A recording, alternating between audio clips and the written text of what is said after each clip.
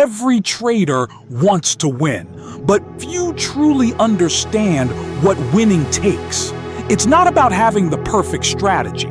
It's about becoming the kind of person who can survive the pressure when everything goes wrong. Because one day, you'll wake up, check your charts, and realize the market doesn't care about your emotions. The only thing that matters is your discipline. The truth is, Forex will test your patience. It will expose your weakness. It will teach you lessons no book can explain. But if you can stand through the pain, you will rise through it.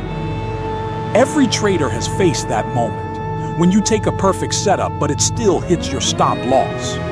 You sit there, staring at your screen, questioning everything. Should I even keep going? You feel tired, angry, confused.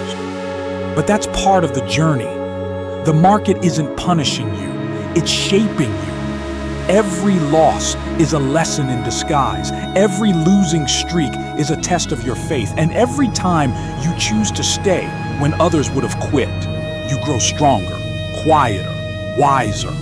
Remember this, the real traders don't chase shortcuts. They chase mastery. Mastery takes time. Mastery takes patience. Mastery takes pain. But in the end, it's always worth it. Discipline isn't exciting. It's not glamorous. It's doing the same simple things over and over, even when no one's watching. It's backtesting, journaling, waiting, watching. It's walking away when you feel the urge to revenge trade. It's following your plan when your emotions beg you to break it. The truth is, consistency doesn't come from the strategy you use. It comes from the discipline you keep. Because the market rewards emotional maturity, not impulsive reactions. So when you're tempted to overtrade, pause. When you feel greedy, breathe. When you lose confidence, remember why you started. We didn't come this far to give up. We've came this far to grow. And growth only happens when you stay consistent through the struggle. The strongest traders aren't the ones with the best win rate. They're the ones who can control their reactions when the market tests them. Trading isn't just numbers and charts. It's energy and emotion. Every click of the mouse carries your belief system. If you're trading out of fear, you'll always chase the market. If you're trading out of greed, you'll never feel satisfied.